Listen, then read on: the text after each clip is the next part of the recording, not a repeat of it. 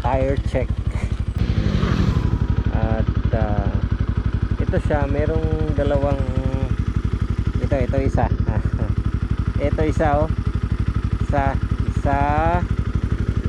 sana yung dalawa. Ito yung pangalawa, merong dalawang nakabaon pero hindi ko lang ginalaw. Yan yung kondisyon sa ng likod. Ito naman yung harap. O, kita nyo guys, okay pa itong ano sa gitna, pero ang gilid, oh, yan, oh.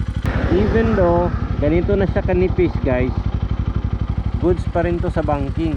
So, ito yung kagandahan ng Beast tire.